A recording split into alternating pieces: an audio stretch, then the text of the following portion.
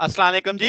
आज का हमारा टॉपिक है इम्पोर्टेंस ऑफ कोलिजन फिनोमेना। हम क्वांटम मैकेनिक्स में देखने वाले हैं कि कोलिजन्स की क्या अहमियत होती है, फिर देखेंगे स्कैटरिंग थ्योरी का इंट्रोडक्शन समझेंगे, क्लासिकल और क्वांटम का डिफरेंस मानेंगे कि क्या स्कैटरिंग को कैसे क्या फ़र्क होता है क्लासिकली देखना और क्वांटम मैकेनिकली देखना।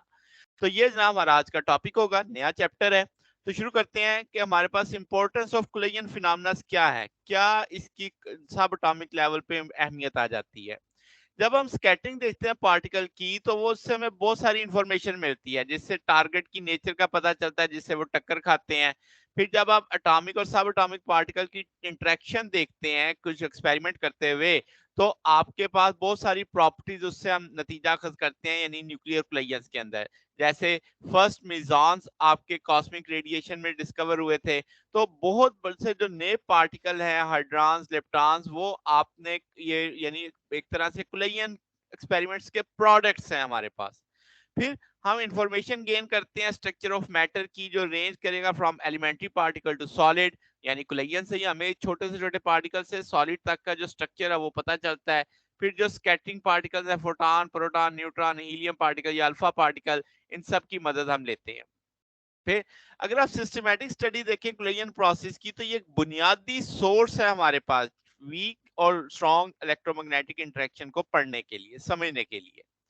तो आज हम जो चैप्टर बेसिकली शुरू कर रहे हैं वो है स्कैटरिंग थ्योरी। स्कैटरिंग बेसिकली क्या एक प्रोसीजर है जिसमें स्कैटरिंग फिनोमेना होता है, वो सेम होगा मैकेनिक्स में भी, चाहे वो क्लासिकल है चाहे क्वांटम है। तो क्या है, इंसिडेंट पार्टिकल की बीम को कोलिमेट किया जाता है, यानी सीधा एक लाइन में कर दिया जाता है। वो यूनिफॉर्म्ड होती हैं ताकि यानी अवॉइड किया जाता है स्प्रेडिंग ऑफ पार्टिकल से, ताकि कोई पार्टिकल किधर कोई पार्टिकल किधर ना हो, सारे एक लाइन में चल रहे हो। फिर तमाम पार्टिकल के पास सेम एनर्जी और मोमेंटम होता है। जब ये मोनोएनर्जेटिक एनर्जी जो इंसिडेंट बीम होती है, ये हमारे टारगेट की रेंज में जाती है, तो उसकी जो फील्ड होती है वहां से पार्टिकल स्कैटर्ड करते हैं, उनका मोमेंटा चेंज होता है स्कैटरिंग के बाद। तो ये माना जाता है कि जो पोटेंशियल है टारगेट फील्ड का, वो जीरो होगा जब हम उससे काफी दूरी पे होंगे।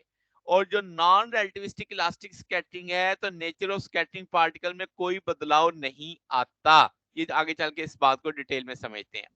अच्छा, तो नेचर ऑफ फोर्सेस, जैसे मैंने कहा कि हम इंसिडेंट और टारगेट पार्टिकल को देख मालूम कर सकते हैं। क्लासिकल मैकेनिक्स में हम क्या करते हैं, पार्टिकल जो स्कैटर्ड हुए उनको गिन लेते हैं।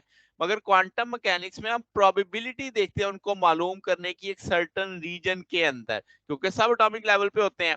तो हम क्या करते हैं, डिटेक्टर लगा देते हैं टारगेट के सामने, और वहां पे जो सेंटर ऑफ फोर्स है उससे काउंट करते हैं नंबर ऑफ स्कैटर्ड पार्टिकल।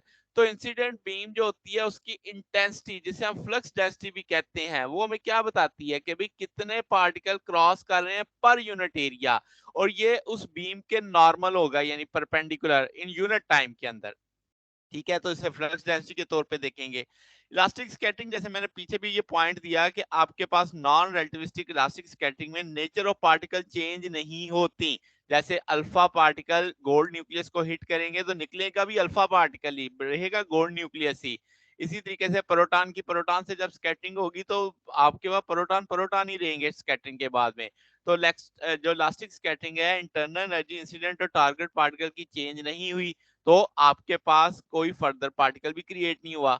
अगर हम कहें कि स्कैटरिंग की न्यूट्रॉन से जो न्यूट्रॉन और प्रोटॉन की स्कैटरिंग है लो एनर्जी के ऊपर, वो भी आप देख सकते हैं बिल्कुल इसी फिनोमेना पे है। मगर बहुत सारी कोलिजन इलास्टिक नहीं होती, इन इलास्टिक। तो आपके पास क्या होता है, जो प्रोजेक्टाइल है यानी आने वाला जिसने आगे टक्कर मारनी है, और टारगेट उससे कोई पार्टिकल क्रिएट होता है या डिस्ट्रक्शन होती है, तो जो पार्टिकल की क्रिएशन और डिस्ट्रक्शन है वो रिलेटिविस्टिक डिस्क्रिप्शन में आ जाएगी। यानी नॉन रिलेटिविस्टिक स्कैटरिंग थ्योरी को हम एक्सटेंड कर लेंगे। कितनी, तीन या other type of inelastic scattering में, ओब्लिक है, दूसरी मुख्तलिफ तरह की होंगी।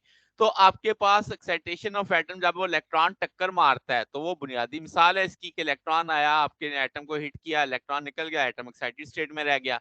तो ये जनाब इनइलास्टिक की हमारे पास, यानी एनर्जी चेंज होगी ना, तो ये हमारे पास एक तरह की स्कैटरिंग की टाइप है।